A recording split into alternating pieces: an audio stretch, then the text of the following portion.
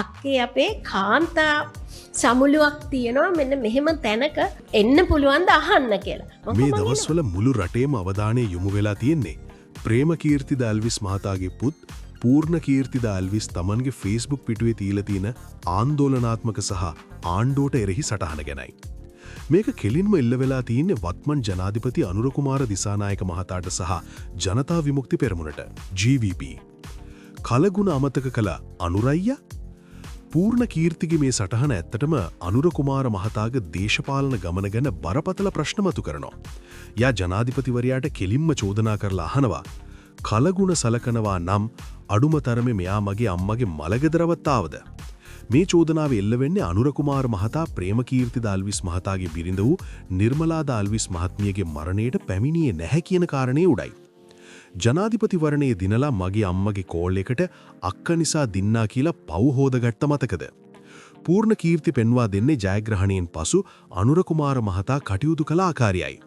පූර්ණ කීර්තිගේ අදහසට අනුව අනුර කුමාර මහතා ජනාධිපති වෙලා තියෙන්නේ ප්‍රේම කීර්තිගේ දුවගේ පුතාගේ ආදරයෙන් මිසක් JVP එකේ නායකයා විදිහට නෙවෙයි කියන එකයි. මෙතනින් පැහැදිලි වෙන්නේ ඔහු ජයග්‍රහණයට හේතු වූයේ දේශපාලන පක්ෂ බලය නොව පෞද්ගලික සබඳතා සහ මහජන ආකර්ෂණීය බව පෙන්වීමට උත්සාහ කරන බවයි.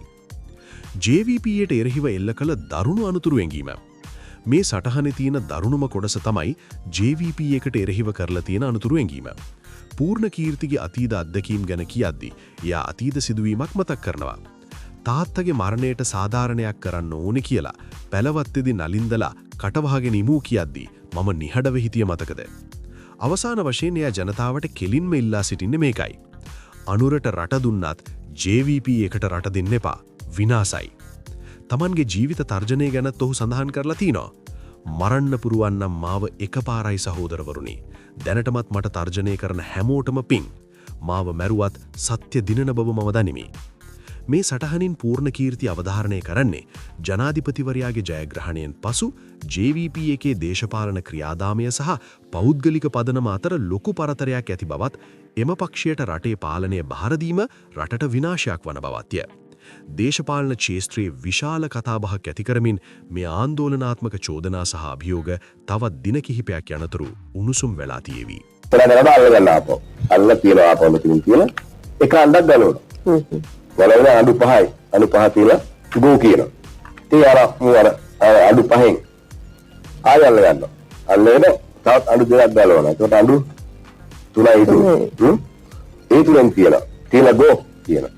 ගෝ කියනවා තමයි ඉතින් හැම අඬු තුනක් පරිවරි ගාති සාමාන්‍ය එහෙම කුරුඩුගේ. බරි ගාති ආනවා. දැන් ආපහු අල්ල ගන්නවා. අල්ලගෙන හිත මොකද්ද කියන්නේ? මේ අල්ලගෙන දැන් ආපහු උරුමනේ අල්ලගෙන